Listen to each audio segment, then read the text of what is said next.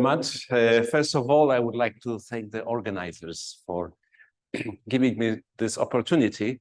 A special thanks are to Ray, yes, here for opening the door on time. So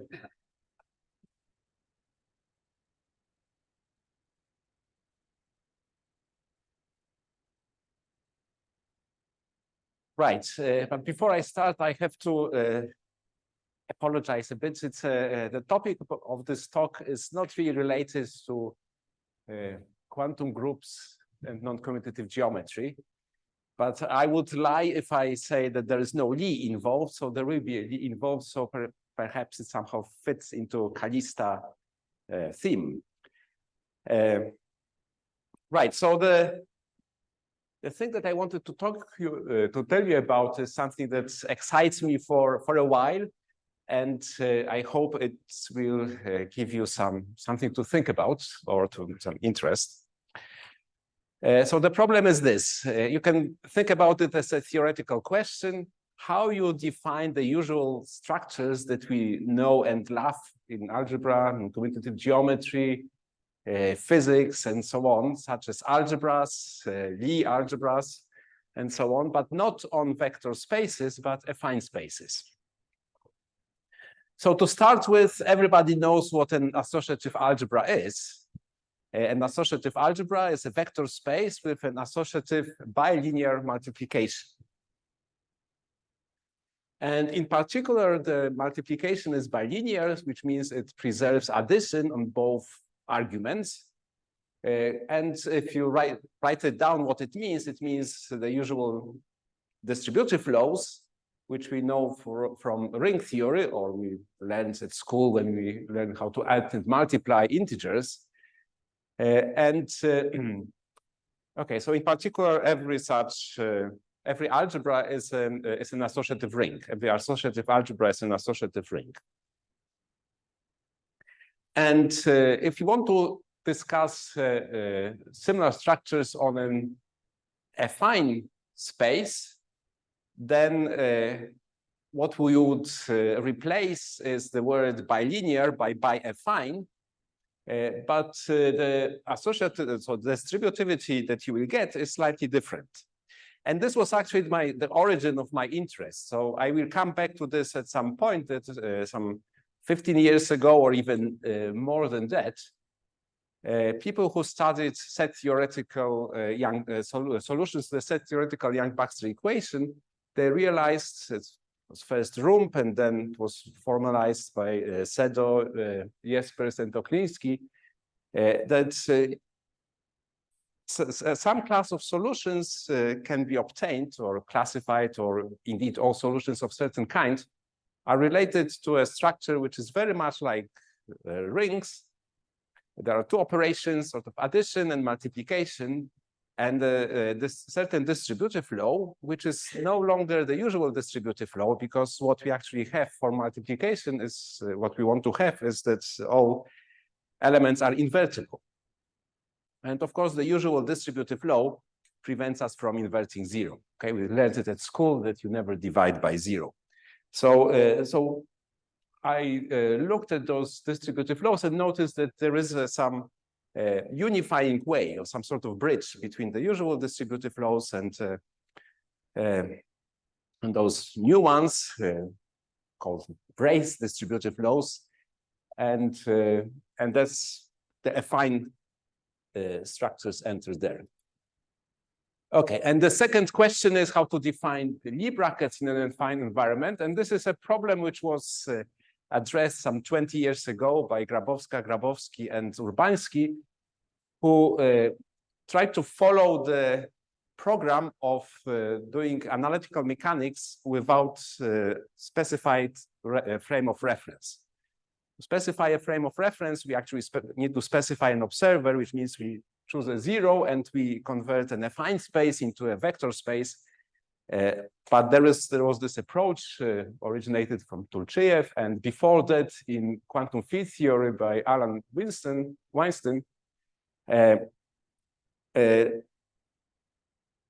So the actual environment was affine spaces.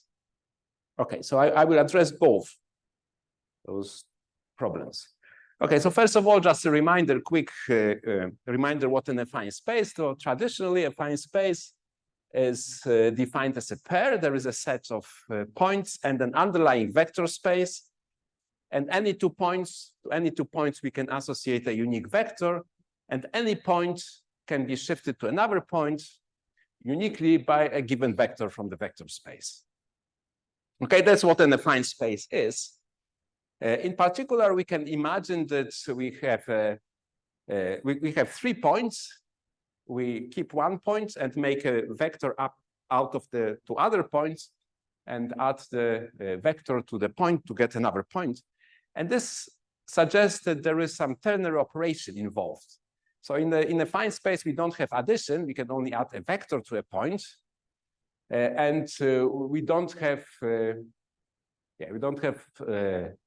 addition, don't have zero, don't have subtraction, but we have this operation which can combine 3 points into another point in the space. And of course, there is also a linear structure involved. So you can always rescale a vector and add it to a point. And this gives rise to the second operation, which in fact allows one, if you look at these two formulae, this allows us to formulate affine spaces without any reference to vector spaces. And of course, when we define anything, we need to say what a homomorphism is. And in the case of affine spaces, it's again defined traditionally as a pair. That's a function such for which there exists a linear transformation, which satisfies this property. Okay, this property here, and it's, of course, it's a condition on F. Okay. Right, so as I mentioned, we have 3 points in an affine space. We can combine them to get a third point, to get a unique 4th point in the affine space.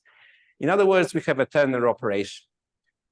And what one can quickly realize with the axioms of the affine space, that what underlines this ternary structure is known as a heap, was discovered nearly 100 years ago.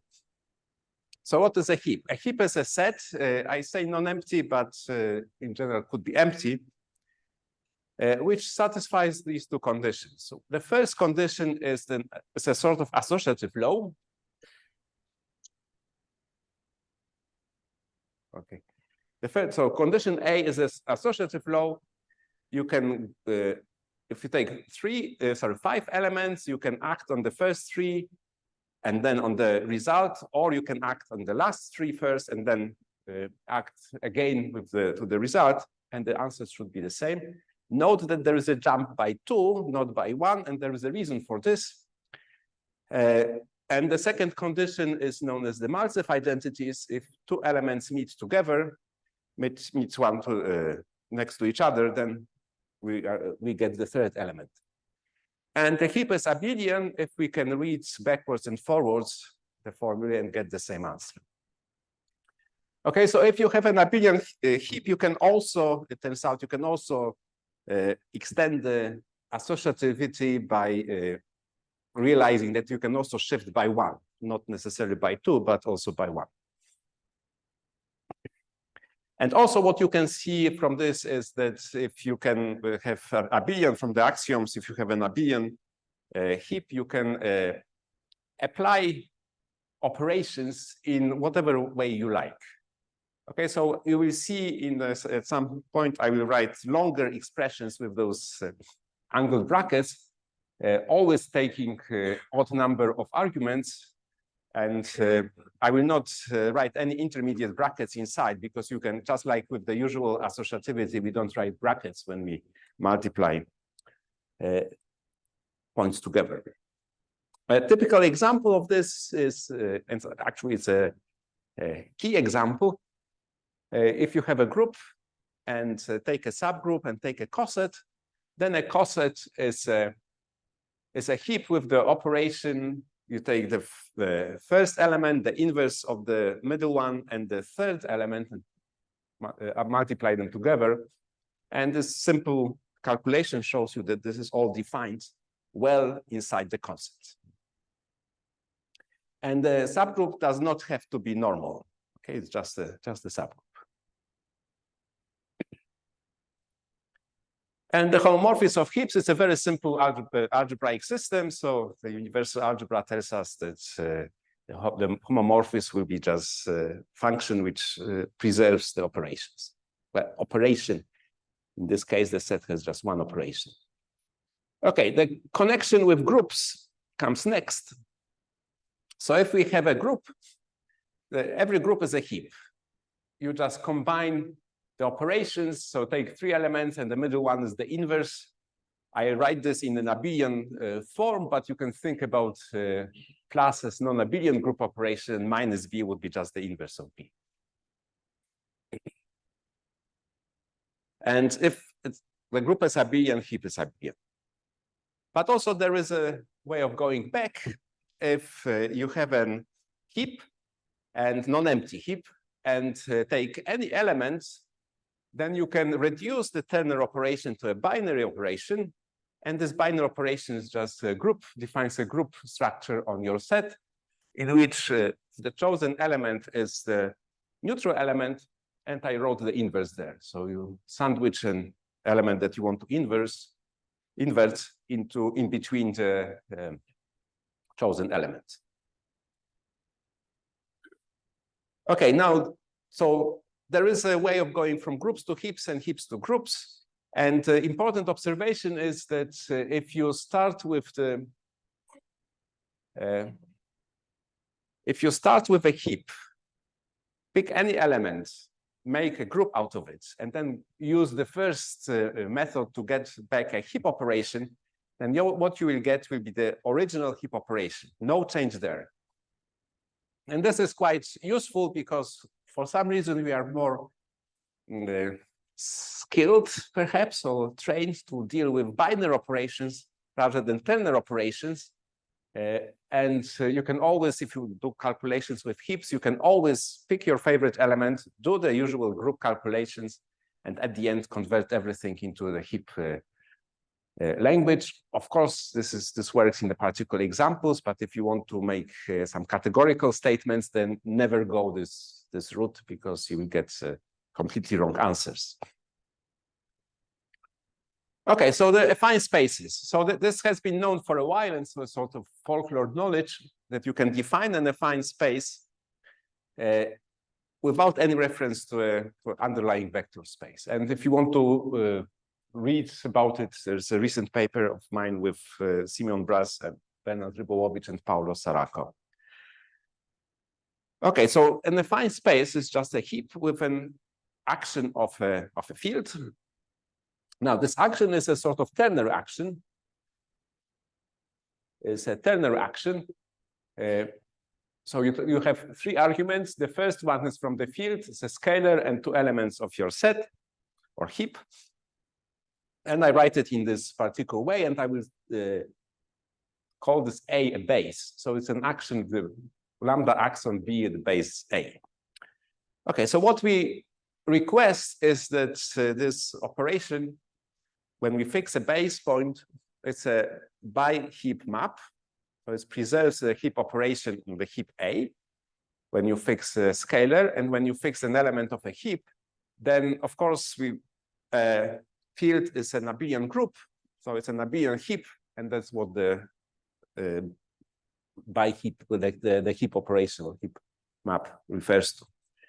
Well, the action for a given A, the action is associative by scalars. And the third axiom is one of the key axioms, or probably the key axiom, namely that the base does not matter.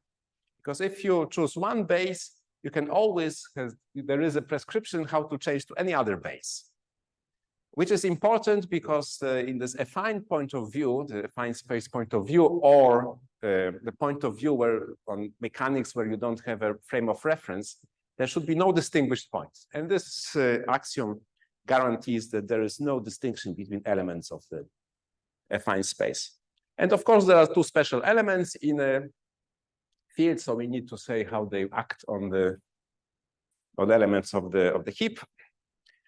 And 0, just when we act with 0, we get base. When we act with 1, it's a unitality axiom. We get the element on which we acted.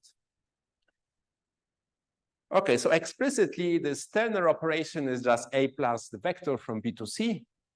And this action is this other operation that I wrote in one of the earlier slides. A plus lambda, a vector starting from A and ending in B.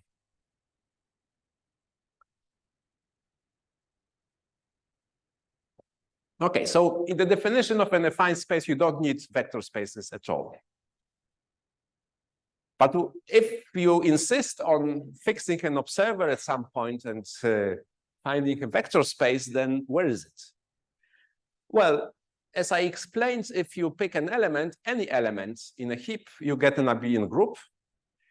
Now, if you pick any element in this affine space defined as the ternary operations, then you have a vector space. Okay, and the scalar, the multiplication by scalars is just you take as a base the chosen element of your heap. And in this picture, a vector from A to B is just this ternary operation applied to O, A, and B. Okay, and then affine transformation in this language does not need to refer to any linear transformations. It is just a heap homomorphism which satisfies compatibility with the action in the sort of obvious way. Preservation of scalars property. Of course, we need to change both the element on which we act with F and also the base to be in the space B in this example. And you can work out what the corresponding linear transformation is. That's exactly f of A, neutral element in A, neutral element in B. And as I wrote in blue in one of the earlier slides, you can always think about the operation like this. If you fix those OB, this is just f of A minus f of OA calculated in the abelian group with B with the neutral element OB. Yeah. Definition of the affine transformation. Should you require A to be mapped to B in a special point, or no. You don't map it to any special points, no. But when you look at this F hat, it will map OA into OB. So F hat is a linear transform. So that's a difference between homomorphisms of heaps and homomorphisms of groups. And homomorphisms of heaps need not to map any specific element to any other specific element. So for example, all constant maps are homomorphisms of heaps. And in the case of groups, only one constant map can be a homomorphism of groups. So this difference is crucial, as I mentioned, that for calculations, you can always refer to the group. But if you want to study categorical properties, universal properties such as products, coproducts, products actually are the same as for groups, but coproducts are significantly different. Okay, so the next slide, I will just flash it quickly. So that's just, you can imagine that if you have replace a field in this definition by a commutative ring, you can repeat the definition verbatim, and you then get an affine R module. So in this sense, in this case, I would say an affine R module. And why am I mentioning this? Well, essentially to tell you that every abelian heap is an affine Z module. Just like every abelian group is a module over the ring Z. Here, every heap is just an affine module over Z. So that justifies this affinization. The heaps are affine versions of groups. Okay. So now going back to the first task, the associativity. The operation, associative operation, binary operation on an affine space. Okay, so what kind of distributivity we get? Well, M has to be a morphism of heaps on the left argument and on the right argument. So on the left argument, you will get this distributivity here. So in other words, the multiplication has to distribute over the ternary operation. And on the other side as well. And an abelian heap with an associative multiplication satisfying those axioms is called a truss. So this is an underlying structure of the affine space with an associative multiplication, bi-affine multiplication. And if you, in case you wonder what a truss is, then you can see them in nature. Here in Prague, there is an example of a truss. If you go up the Vltava River and look at the railway bridge, Wyszehradzki Żelazny Most, then you will see a perfect example of a truss bridge. So it's a construction used in the bridges, and that's how the name arises, because I will explain in the next couple of slides that this is a structure which bridges rings with those braces that appeared in the context of the Young-Baxter equation. Okay, so now if I spell out the truss distributive law in the, if I convert my heap into the group and use this ternary operation, then this is a distributivity that you get. And there is no reason why multiplication by 0 should give 0. So, for example, every abelian group is a truss with any of the products that I wrote here. So addition can be taken as a multiplication, and this addition distributes over itself in this way. There are those projections on the first, the second argument, and any constant. And these are 4 classes which are of trusses which are non-isomorphic. So every abelian group has at least 4 non-isomorphic truss structures, 2 of them non-commutative. As opposed to an abelian group and the ring structure, any abelian group has at least 1 group structure, the ring structure, the 0 ring, the 0 multiplication. And there are some groups which do not allow for any other kind of multiplication, nil groups. Now, another couple of examples. So if you consider odd integers, well, we can't add really odd integers because we get an even one. But if we combine addition with subtraction, then we have a well-defined heap operation. Multiplication is fine, distributivity is fine because it follows from the usual distributivity. So the odd integers are an example.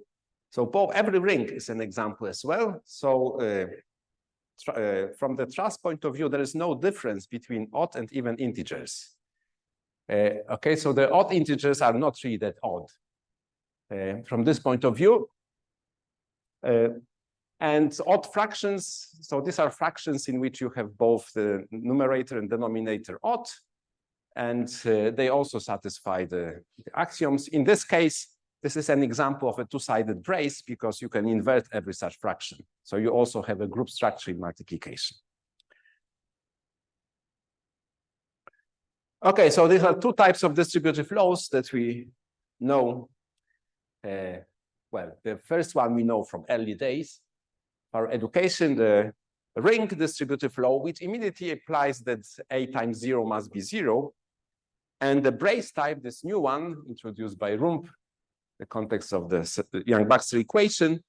And so there is this correcting term A in the middle.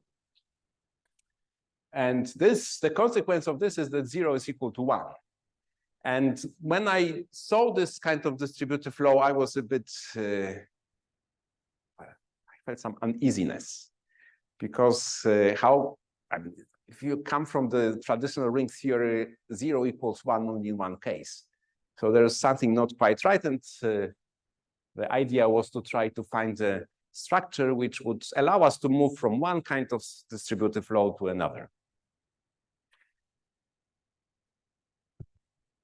Okay, and trusses are exactly doing the job. So if we have a truss in which we have identity for the multiplication, then we can retract the heap operation to the group operation, so reduce to the group operation at 1.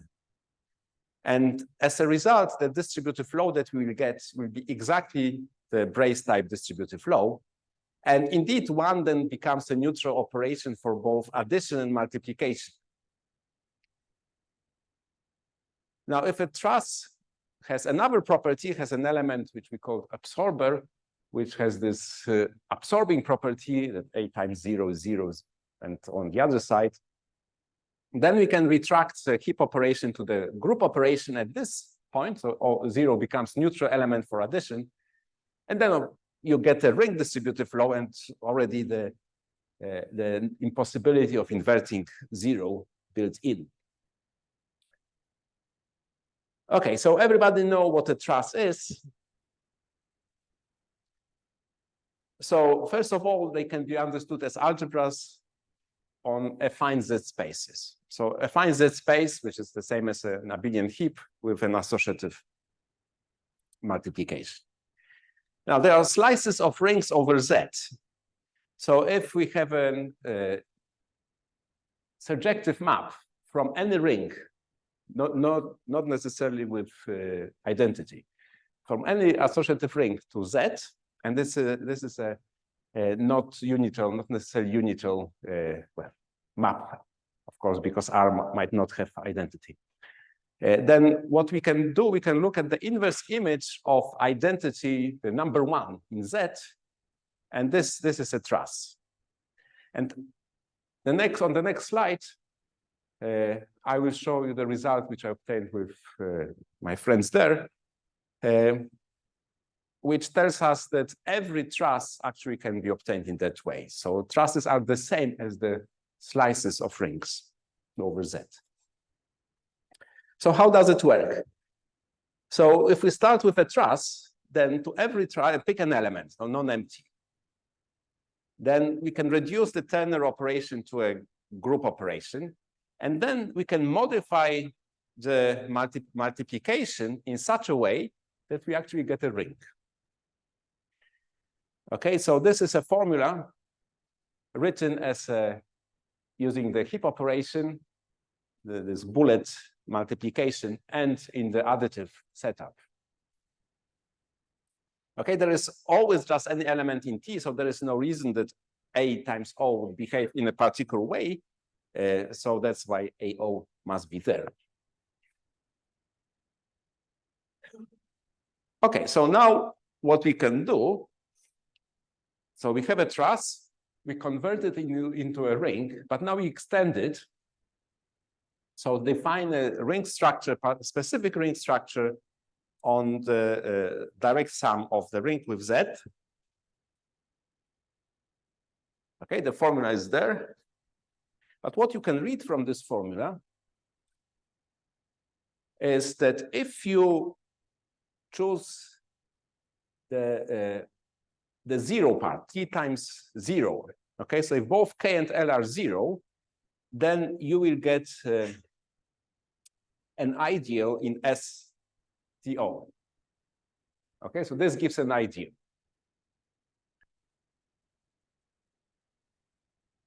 On the other hand, if you set Z equal to, the element in Z in both A equal to 1, then what you get is the original truss, because all those correcting terms, L minus 1, A0, and so on, they disappear, and on the integer argument, you will still have 1. So your truss sits there.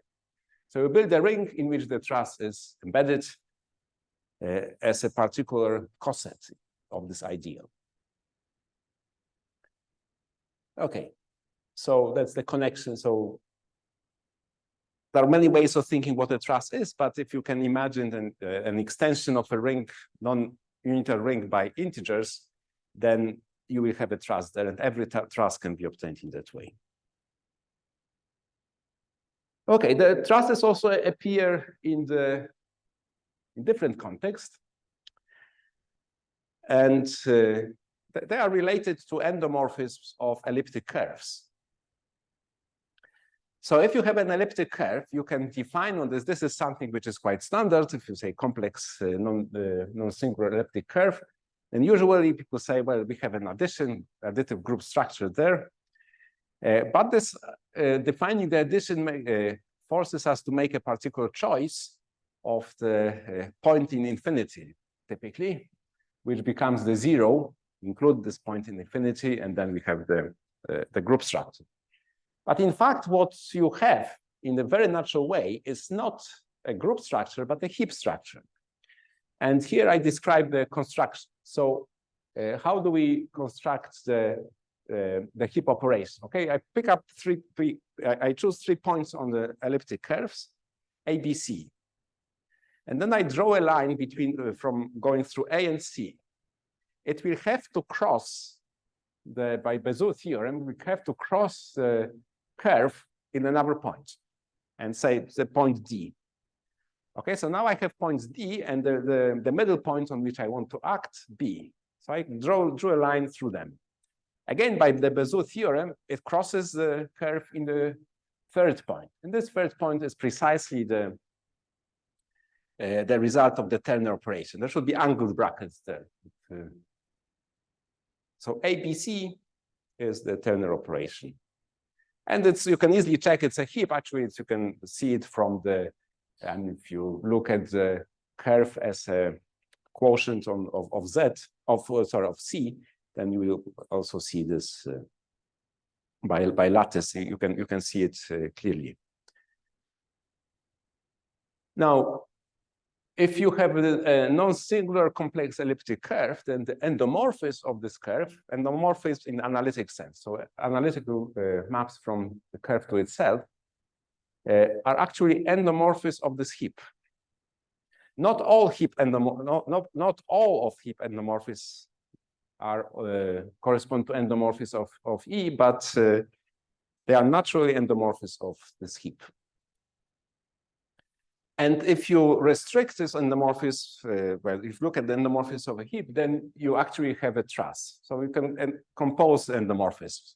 So you have an addition operation, multiplication, and the distributivity is guaranteed by the fact that the functions there are homomorphisms of a heap.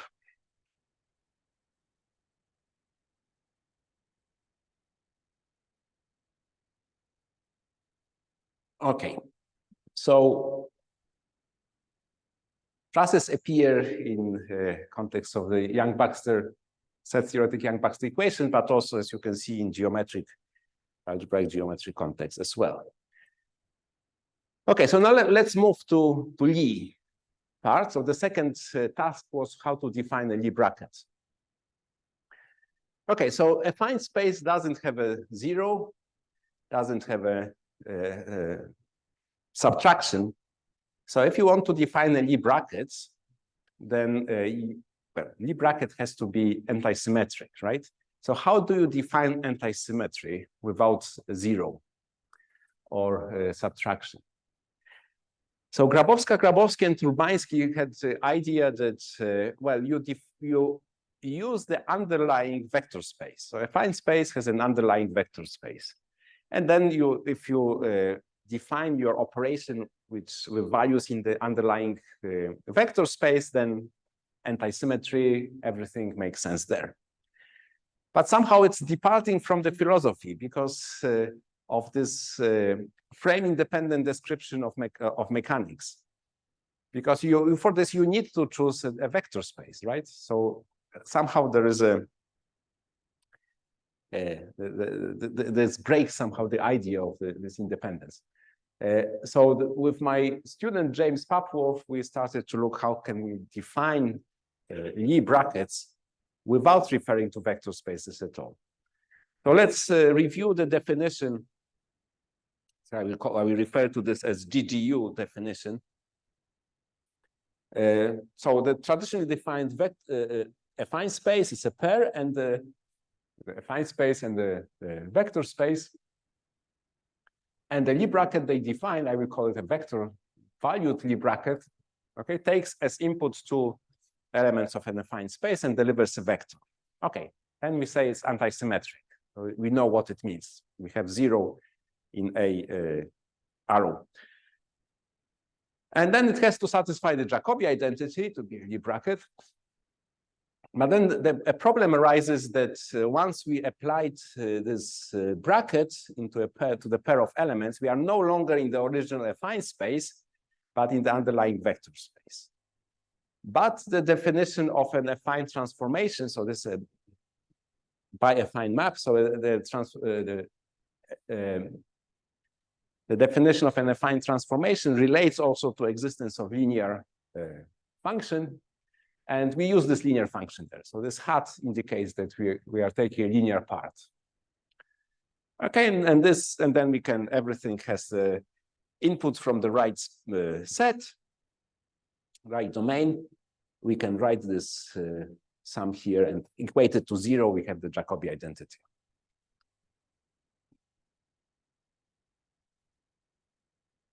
Okay, so the question that we ask with James is there a purely affine intrinsic theory of the algebras? Well, the answer is yes, and it throws some interesting things. Okay, so how you define an anti-symmetry and Jacobi identity? Well, every element can be 0 in an affine space once you pick it. Okay, so the definition has to involve this somehow this fact. So the anti-symmetry is defined in the, and if you use the additive notation, you can think about it as a bracket AB minus bracket AA plus bracket BA is equal to bracket BB. It's a bi-affine map. And what I wanted to say is that this definition does not depend on the placement of A's and B's, in the sense that I could write BB in the middle of the angled bracket on the left-hand side and putting AA on the right-hand side. And if you write it as an additive form, it's completely obvious. And the Jacobi identity, you have these 3 familiar Jacobi cyclic terms, and also you cyclically permute the AA, BB, CC. Okay, and we refer to this following the terminology introduced by GGU, Lie affgebra. Affine, well, it's not an affine Lie algebra because it's a affine means something different in the context of Lie algebras. Okay, and if we just have a Z module, then I would say Lie truss. Just as we say Lie ring if we have an abelian group with the Lie bracket. Okay, so a couple of examples. So if we start with an affine space, then every affine space will have as many non-isomorphic Lie brackets as there are scalars. So for every, when I fix a scalar, I can define this bracket in this simple way. A is a base, B is an element on which we act. This satisfies the axioms. So for example, the specific example, every non-empty, of course, abelian heap is a Lie truss with the brackets. So if you look at this in the additive notation, this is A minus BA or B minus A plus B. This is a special case of choosing scalars from the first example. Okay, and as I said, these are non-isomorphic structures.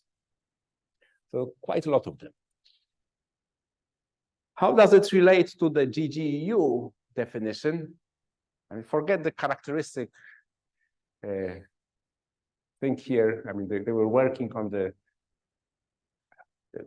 field of zero characteristics. So I haven't realized that in the characteristic 2, A plus A equals 0 does not imply that A is 0. So up to this, so for any O, we have a bijective correspondence between idempotent Lie brackets in the sense that we introduced, and vector valued Lie brackets on the affine space where the underlying vector space is the vector space specified by the choice of O. And the correspondence is very simple.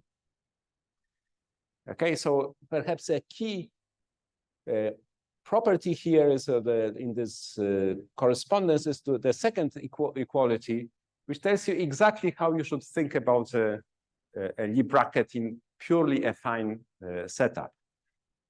You can't have a vector, but you can have a vector and add it to one of your elements. And that's why there is a differentiation between left and right in Lie bracket in the definition. Because I can choose A or B, depending on whether I'm working the left or right convention. Okay, so this is, of course, AB cannot be nilpotent as the Lie operation usually is, but it can be idempotent. Okay, but in fact, just as in this in the case of associative algebras and affine spaces, we could always reduce it, or trusses, we could always reduce to deform the multiplication in such a way that we get a ring. Here we get a Lie algebra in a similar way. So when I pick an O, I can reduce, so I'm picking my observer, I reduce an affine space in which things are happening into the vector space of with the fixed observer, with the fixed frame. And then I can write this combination of points. So there's the difference means really a vector. So there are two vectors added together.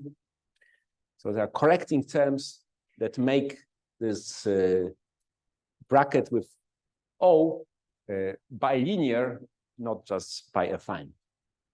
And so this is bilinearity is obvious in a way, but the Jacobi identity requires some work to be done to check that this satisfies the usual Jacobi identity, Lie algebras. And the structure does not, up to isomorphism, does not depend on the choice of the observer. We have isomorphic Lie algebras. So for example, I didn't say it here, but if I look at this example here, okay, of the Lie bracket coming from the action, then what you will get from this by choosing and fixing an element, you will always get a trivial Lie algebra. AB is equal to O, to 0.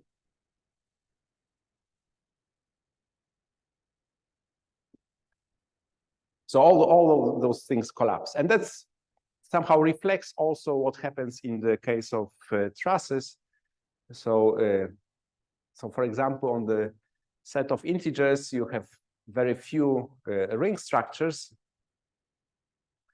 but you have, in fact, infinitely many truss structures, and which correspond to some idempotence in SL2, well, in SL2Z.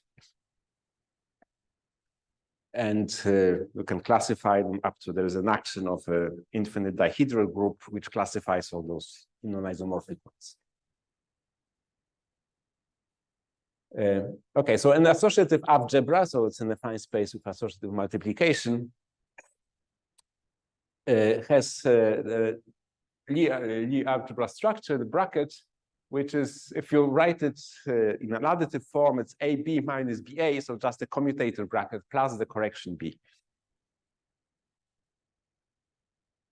And if I now reduce it to any vector space by choosing the observer or the O element O, we end up with the commutator bracket on the algebra, also with this modified multiplication.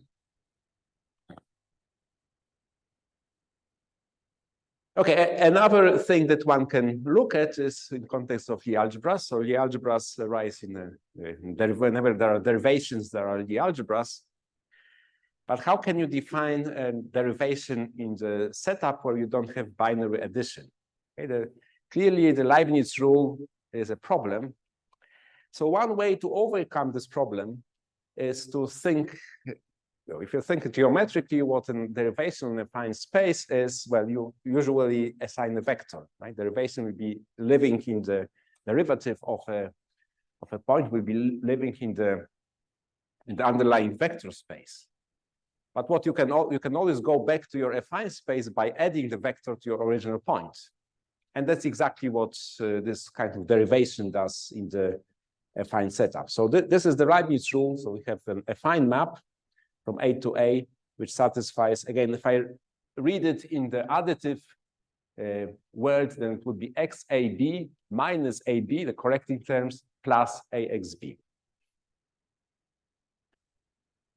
And these derivations satisfy, well, the set of all derivations of affine space, in fact, makes it a Lie algebra with the bracket, the commutator bracket, x composed with y minus y composed with x plus identity. Because identity is also a derivation, so it's a strange nature of this kind of derivations in the affine setup. Okay, so finally, let me give you a very concrete example and of Lie algebras, which are related to the usual SLNC. Okay, so I consider the following set of matrices. So these are traceless matrices, complex matrices, n by n, with additional property that if you add all the elements in each row, you will get 1, and all elements in each column, you will get also 1. In fact, you could choose any number you like, but for normalization properties, probably it's good to fix on 1. Everything would be isomorphic. So 1 is a natural choice. Of course, this is not this is not a Lie algebra. This is not additive, right? You cannot add such matrices in the obvious way, because you will spoil those conditions on the diagonals, on the rows and columns. But if you take a combination, 2 matrices, well, 3 matrices, 1 subtract the second, add the third, then you restore the sum of the elements in the rows and columns to 1. So this works fine. The action, this affine action, is written down here. So this is usual rescaling of matrices. Okay, so I'm writing this in the usual rescaling, usual addition of matrices. And the Lie bracket is AB minus BA, so it's a commutator bracket. So just to note that this is not this S and AC is not a truss. I mean, it's not the multiplication does not work because it breaks the rule for the trace. Okay, so let's look at the low dimensional examples. Okay, so 1 by 1 matrix which has trace 0 and sums of the elements on each row and column equal to 1. Well, it's just like the Monty Python's parrots. It's not there. Okay, there's no such matrix, so it's an empty set. Okay, if you have a 2 by 2 matrices, then there is only a singleton set. Okay, so there's only one matrix which satisfies the conditions. Okay, and if you look at the 3 by 3 matrices, then something more interesting can be found. Okay, so every affine space has a basis, and the basis is a minimum number of elements such that you can write every other element, including those elements, as a barycentric combination. So the linear combinations with scalars which add up to 1. Okay, and here is the choice of a basis. So there are, well, the first 2 matrices are quite natural. The remaining 2 are perhaps less obvious. But you can, if I haven't made a typo, then easily check that they have all those rules that sum of elements in each row is equal to 1 and the sum of elements in each column is equal to 1. Okay, and then going back to the definition, this is a Lie bracket. Okay, so I can calculate what it is in this example. And these are the relations that you will get. Okay, maybe not very illuminating. Maybe I've chosen the wrong basis. I don't know. It's not easy to choose the basis which gives you more information. The important thing is that indeed, if you look at the coefficients here on the right-hand side of each equality, the scalars add up to 1. And I should finish soon. And as I mentioned, as I showed or explained, there is always an associated Lie algebra. And it's not difficult to guess what the Lie algebra you will get here. And I chosen a particular presentation. So my observer is y. Omega is the third root of unity. And this e here, the second e should actually be f. Okay, this middle e, this e should be f, sorry. Was something I was meant to correct but forgot. And then when you write down what the corresponding Lie brackets are, it's just Chevalier generators of the SL2C. So not surprisingly, the underlying Lie algebra is SL2C. Okay, so this is just to finish a summary. And since I'm already over time, I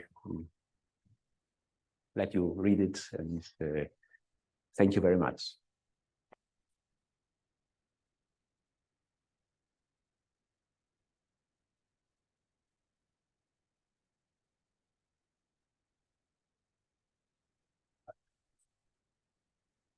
To affine root system, no. Not in the sense of the the Kac-Moody algebras and affine Lie algebras, no. So that's why this Grabowski and Urbański coined this term affgebra.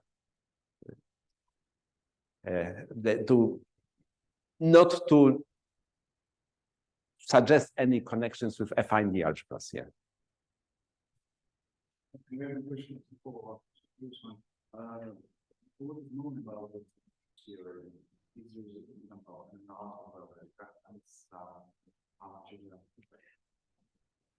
So the quickest answer is nothing is known. So this is something which the paper is being written up with my PhD student.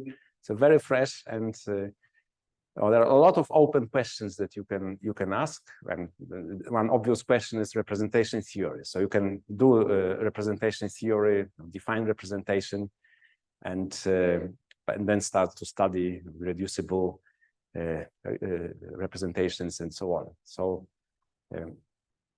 for example, in this example that I showed you, we conjecture, but this is not proven yet, that underlying in all those cases of those special affine normalized algebras,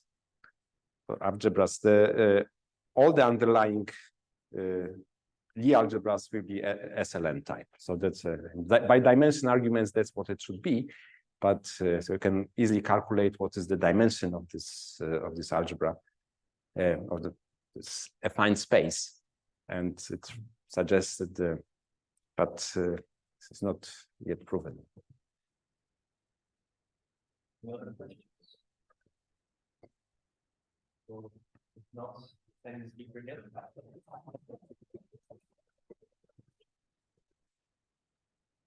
So we can be in 15 minutes.